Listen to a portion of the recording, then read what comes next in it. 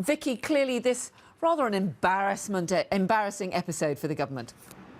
Yeah, I mean, nobody knows exactly what these notes were about. The suspicion is that it was somebody in government briefing a fellow MP. And as you say, amongst the remarks were one about having their cake and eating it, suggesting that Britain wants to have the best of all worlds, which, not surprisingly, some of our EU counterparts don't think we're going to be able to achieve. Let's discuss this now. I'm joined by the former Conservative Cabinet Minister, Peter Lilly.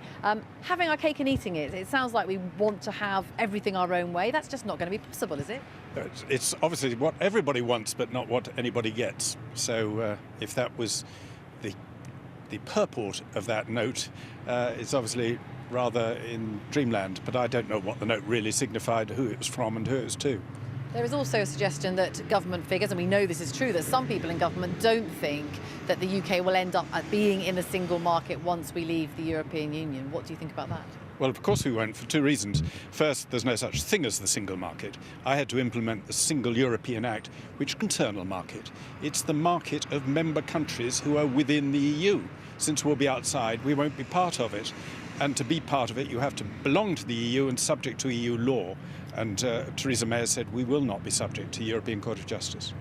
There are various words coming out, not very much from Downing Street, because they say they don't want to give a running commentary on what our negotiating position will be. But other EU leaders and politicians are having their say. We've heard today from the Maltese Prime Minister, who says that Brexit cannot be a superior deal to the EU membership. Their point being that at the end of this, the UK can't end up in a better position than being in, because it will encourage lots of people to leave.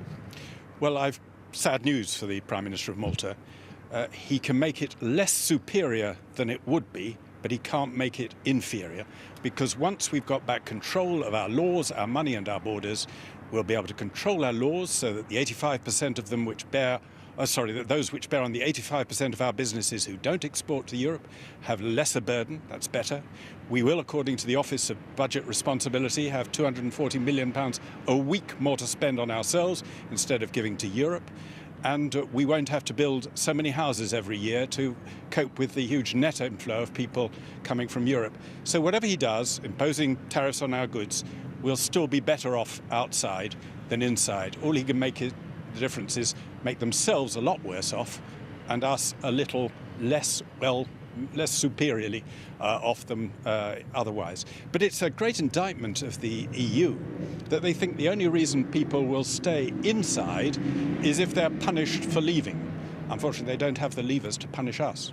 But there are others who are saying, and we've heard today also from the Dutch finance minister, saying that there's no way that London can remain the financial centre that it is now for the European Union. If we're outside of all the rules they're having to adhere to, people are predicting there's going to be a hit to the City of London, the financial sector.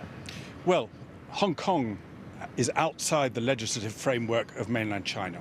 Singapore is outside the legislative framework of the rest of Malaysia. We grew to where we were, being outside the legislative framework of the rest of Europe. And the reason the entire euro-dollar market is in London and not in America is because we have our own rules and not American rules. It's that which has made us strong. And once we get back control, we'll be stronger still as a financial centre and as a global centre. Okay, thank you very much indeed. So that's the view from some of those who backed leaving the EU. A rosy picture being painted, but there are many others in Parliament who fear that it won't be quite as positive as that.